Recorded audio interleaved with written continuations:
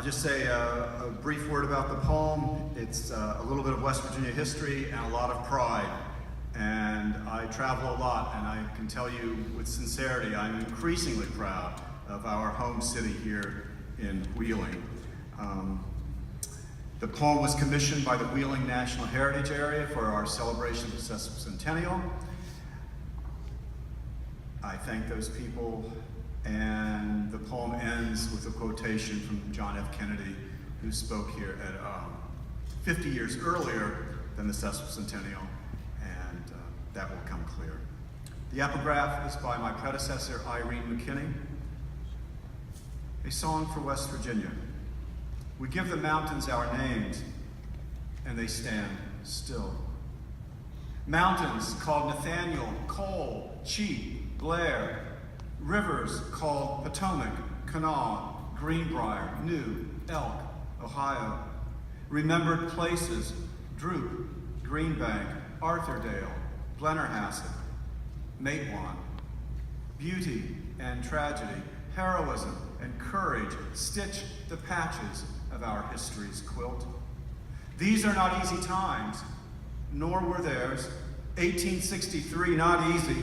Western Virginia, families split by war. How speak ease with typhus, women and children outnumbering men, growing deathless of the young, lost at Antietam, Cloyd's Mountain, Winchester.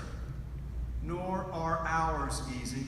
Jim and his chinos, panhandling the crossroads, families at the dump, Weather Channel wailing, Mother Nature mainlining, new diseases spawning, but our forebears knew to dream and begin again. A cloud of witnesses watching even now, for there are frail forms fainting still at our cabin doors.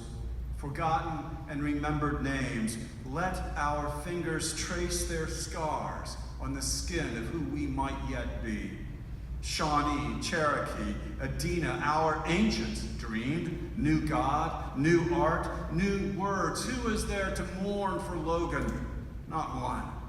We mourn the roads not taken, and yet, let that go. Celebrate the roads we have taken. Sky Gusty, Squirrel Alley, Pickle Street, Sally's Backbone. Who blazed these paths? Van Meter, Morgan, Zane, dared these vast shadow forests of unending mountain? Dozens, hundreds, thousands followed, carving their square of sky from these eastern hardwoods. They dreamed the wild could begin a home, and so wild we began. Between early wars, forgotten settlers battled bears and panthers, drought and flood, speculators, loneliness. Yet some from those years remembered.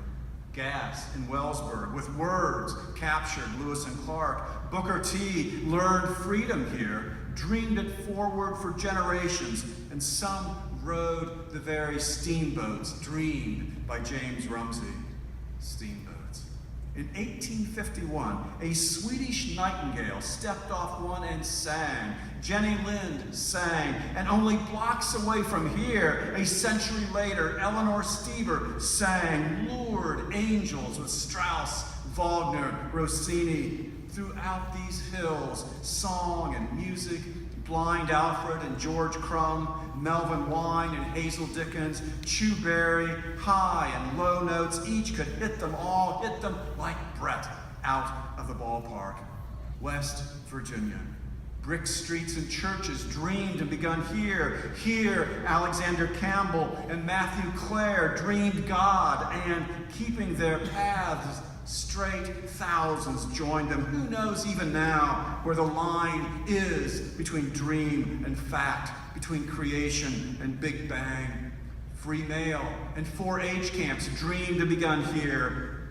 But this 35th state was first dreamed in bloodshed between North and South, between East and West, the old Commonwealth torn, and so West Virginia arose. Statesmen and heroes fought for family, tradition. Stonewall stood on the wrong side where there was no good side, but courage and skill knew no better. And Pierpont Borman, Carlyle fought with courage and skills of language, forged our new state, this very one upon which we stand.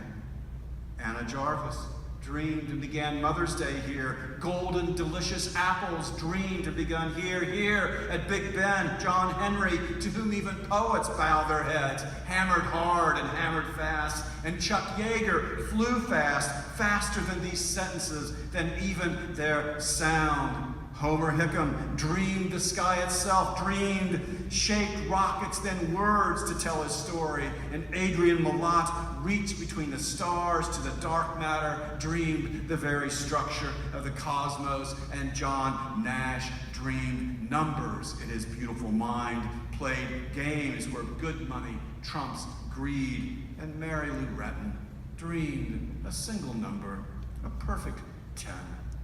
Electric Railroad dreamed to begin in Huntington. Minnie Harper dreamed and became first African-American woman in legislature. And in Pocahontas County, beyond the beyond, Pearl Buck and Louise McNeil conjured and crafted words to dream beyond that beyond, words known now around the world. Dreaming and beginning, all our heroes for the working class, Sid Hatfield, Blizzard, Mother Jones, Ruther, Heckler, Larry Gibson, shoulder to shoulder, look close at the bullet holes in those courthouse steps in Welch, those same holes in Larry's outbuildings. Look close at the big hat with the little woman and the fiery voice, and all those good stand with us still. We hear them singing. Remember, too, the forgotten, whose names are scratched in stone in moldering cemeteries just over yonder where the blackberry blossoms. Lloyd, who showed me the old Miller place, a maiden's blush apple gone wild. Roy, who showed me a spring cold as ice and haymaking August. Norma, who showed me the widow's mite in towers of food. Gwen and Melvin, who showed how country folks define gentleman, lady.